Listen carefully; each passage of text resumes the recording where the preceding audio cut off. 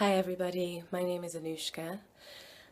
This is the first video I've ever put on YouTube, and so I'll tell you a little bit about myself.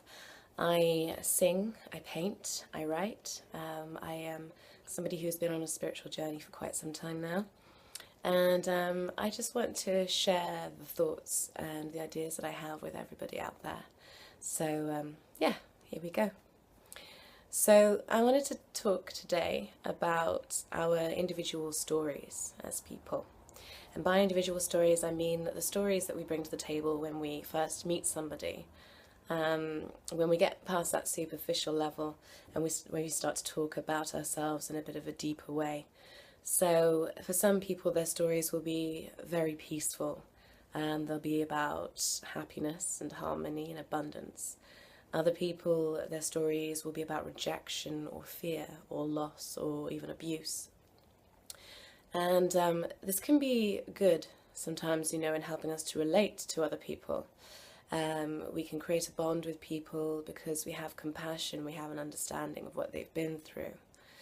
There is also a negative side to this though as well, which is part of the reason why I wanted to make this video.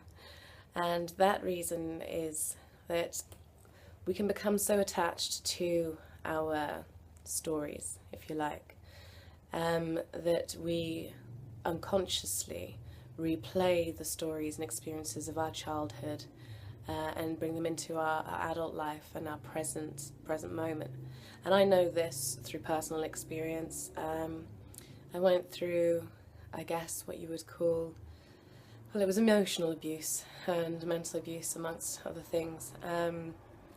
And it was my story. Not that I wanted it to be, because I was also a very happy, bouncy, optimistic, creative, chatty little person when I was a kid. But that soon disappeared.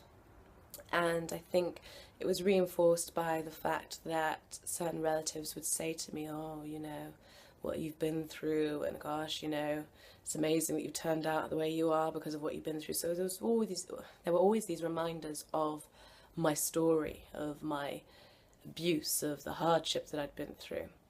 And I almost couldn't get away from it.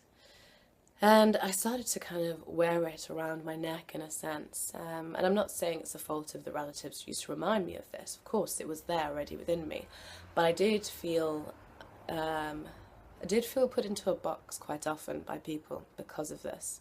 And it wasn't just relatives, it was people that we knew and, and even some acquaintances or friends, I would have called them at the time. And so I kind of identified with this, and as a result I think it kind of brings your vibration down, it brings your vitality down, especially if you're identifying with negative stories, negative histories. And I found myself in situations where same themes were arising again in my relationships, often in my love relationships.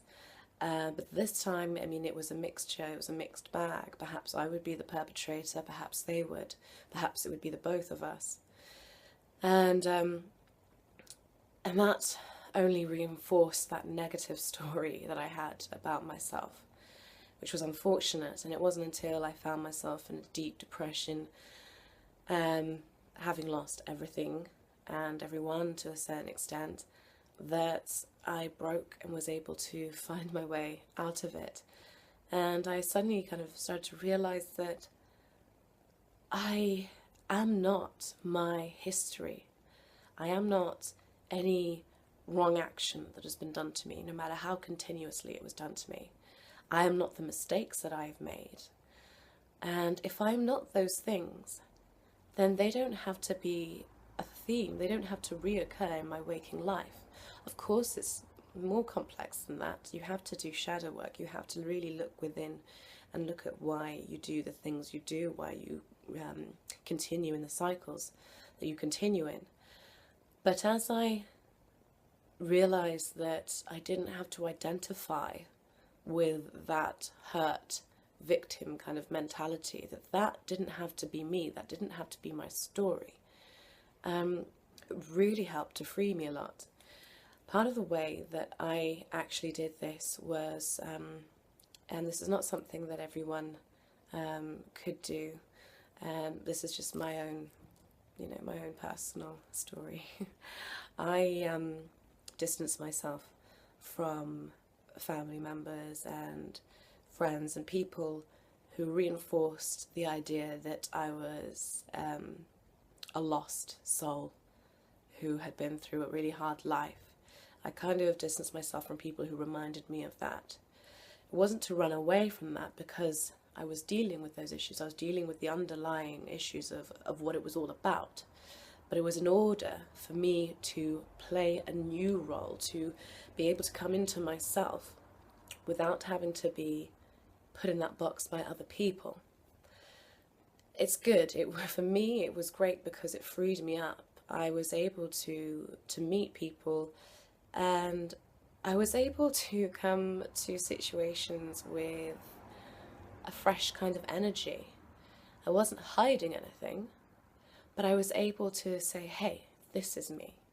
What you experience of me now, this is me. Instead of being held back by the past and them knowing about, oh, she's been through this, she's been through that, blah, blah, blah, Instead, it was just fresh, new opportunity. Hey, this is me, who I am now. This is what's important. What you experience of me now is what's important. And that was good because it enabled me to stop identifying so heavily with my past. I don't know if that makes any sense. And I think it's something that we need to have a look at. We need to look at the reasons why we identify so heavily with our past. Is it serving you? Do you need it? Some people like the drama. They like the kind of low state, or not that they like it, but they're addicted and used to being in that low state of vibration. So you'll often hear them, and they will talk at length about all the horrible things that have happened in their life and all the horrible things that continue to happen. And there's no kind of shift of focus because they get so wrapped up in it.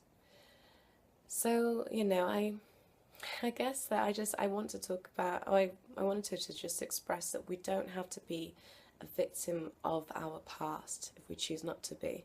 It's not easy, especially when you've had a difficult childhood. It's not easy to break away from that. You have got to do a lot of deep emotional work. You have got to be very honest with yourself. And if your childhood has been particularly emotionally abusive, then sometimes you have to hit rock bottom before you can come back up. I know I had to, and it's not easy. It's not easy.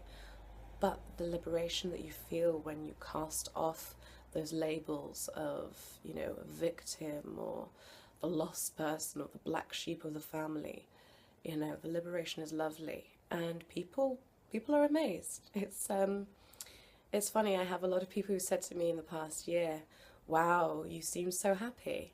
One of my friends, who we were very close at one point, she said, "You've really changed a lot," and I think it was said with a mixture of kind of trepidation and happiness for me, and and that friendship is kind of split, and we've gone our own ways, not through any animosity. It's what naturally happens as you do this process, as you break those shackles of your past. Some people will stay with you and others won't, and that's fine. It's all part of it. But it is incredibly liberating. And I just wanted to put the message out there that we don't have to be confined by what we've been through. Just because you were once a victim doesn't mean you always have to be. So yeah, I just wanted to share that with you all. And yeah, let me know your thoughts. Okay, take care.